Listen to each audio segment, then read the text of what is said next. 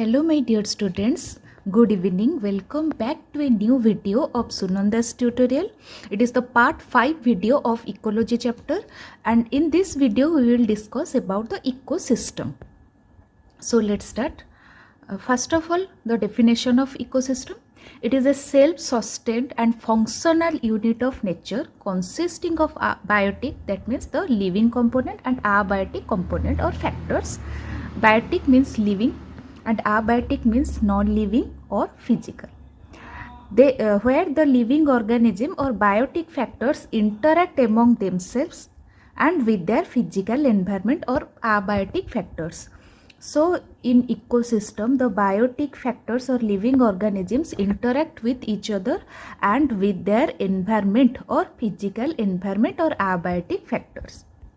At first, Sir Arthur G. Tansley coined the term ecosystem in 1935. So the term ecosystem was first coined by the scientist Sir Arthur G. Tansley or A.G. Tansley. Then in the ecosystem can be of various type. Basically it is divided into two categories. One is terrestrial ecosystem, the second one is aquatic ecosystem. The ecosystem present in terrestrial environment is known as terrestrial ecosystem, and the ecosystem that are present in aquatic environment are known as aquatic ecosystem. Under terrestrial ecosystem, forest ecosystems are there, grassland ecosystem are there, and desert ecosystem is there. Then under aquatic ecosystem, freshwater and saltwater ecosystems are present. Under freshwater ecosystem, pond, lake, stream ecosystems are present, and under salty water ecosystem, wetland, estuarine and marine ecosystem is present. Then the components of ecosystem. Generally in any ecosystem, biotic or living components are there, and abiotic, that means non-living or physical components are there. Under the living components, producers and consumer and decomposers are present. In any ecosystem, the producers are always a green plants because they have chlorophyll pigment, and so they can produce their own food material, and this is known as the primary productivity. So green plants are always the producer of any ecosystem. Then the consumer, which are present in the second level, who eat only the green plants, are known as herbivorous. For example, grasshopper, rabbit, cow, they are the primary consumer. Then the secondary consumer, which eat or consume the herbivorous, are called secondary consumer, and the secondary consumers are being eaten by the secondary carnivores or tertiary consumers. So they are the category of consumers. Then the decomposers. And what is decomposers? In any ecosystem, these decomposers are mainly bacteria and fungi.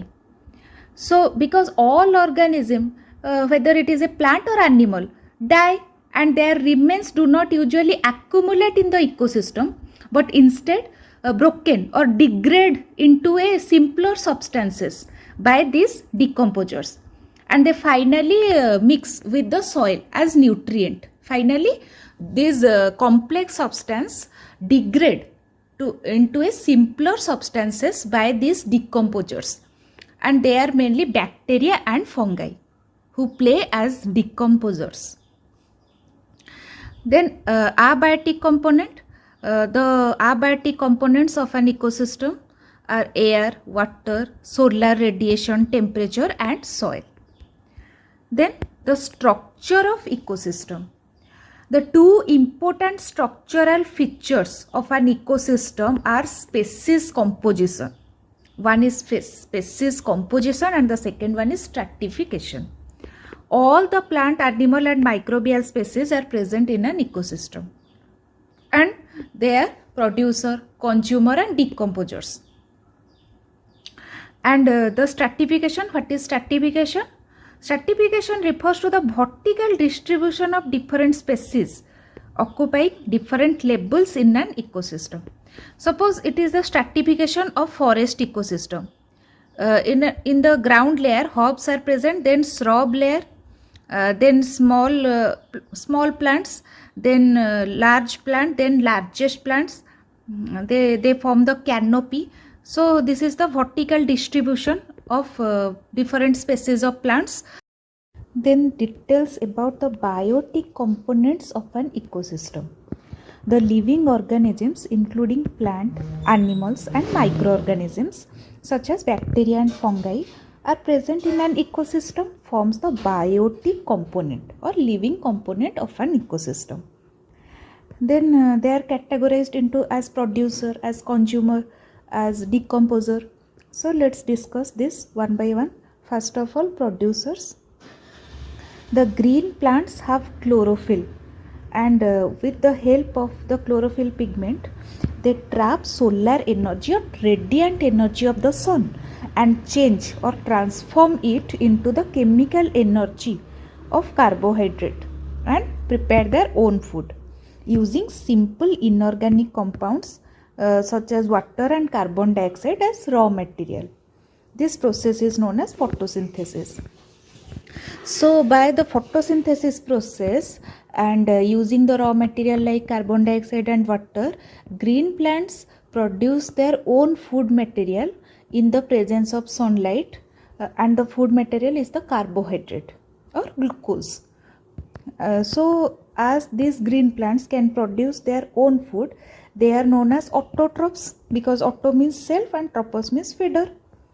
The chemical energy stored by the producer. The food energy or food is prepared by the producer and stored in their body, and it is utilized partly by them for their own growth and survival, and the remaining is stored in plant part for their future use. Then the consumer, the animals lack chlorophyll pigment and unable to synthesize their own food material. So they depend on the producers, that means the green plants, for their food. They are known as heterotrophs. Hetero means other and tropos means feeder. So they depend on the autotrophs for their nutrition. Then the primary consumer. The consumers are of four types.